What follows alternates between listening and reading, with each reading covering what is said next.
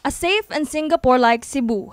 Mao kini ang mapasigurbuhong gibutyag ni Architect Florante Catalan, building official sa Office of the Building Official sa Sudad sa Sugbo, mahitungod sa kaluwas sa mga infrastruktura sa atong dakbayan. Mao kini ang tubag ni Catalan, subay sa pagpangumusta sa MyTV Cebu team sa kalig-on sa mga infrastruktura sa dakbayan, subay sa nahitabong linog gawas sa nasud. If you hear our mayor, the dream, his vision, Singapore like Cebu City.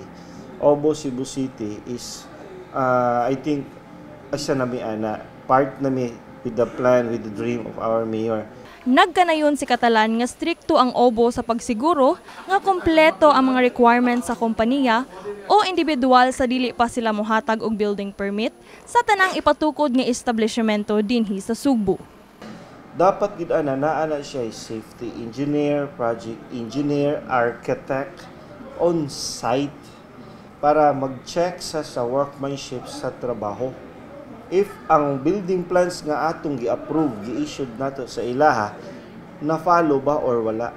Sumala pa ni Catalan, gisiguro sa Obo nga luwas ug layo sa disgrasya ang mga struktura kung aduna may mga panghitabo sama sa linog nga moigo sa syudad sa Sugbo, sama sa pagtayog sa magnitude 7.8 nga linog sa Syria ug Turkey nga miresulta sa pait nga kamatayon sa di mo menos sa 8,000 ka tawo.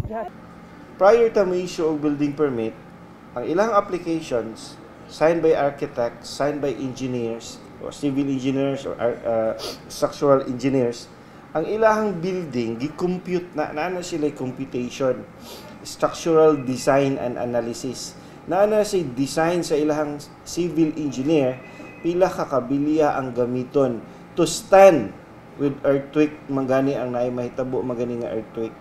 Now, baka sultime in our office of the building official nga safe ang ilang building if di pa-follow kay ilaha man nga design. Igo raman mo check sa ilang design is coincide ba siya sa plans o sa iyang structural design and analysis. Samtang aron malikayan ang mga aksidente sama sa nahitabo didto sa usa ka food park sa dakbayan sa Lapu-Lapu, aduna say tambag si Catalan. Malikayan na nato if naagyoy gi-follow ang ato ang approved building plans og ang workmanship during the construction.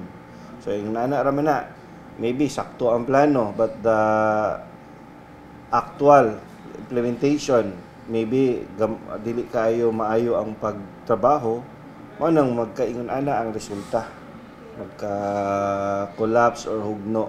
Ang mga opisyal sa Obo mipahigayon og scheduled og surprise inspection sa mga establishmento sa Sugbo. Multa nga dili mo menos sa 5,000 pesos ang atubangon sa mga masakpan nga dili mutuman sa lagda sa Obo. Kini si Queenie Holigon alang sa MyTV Cebu.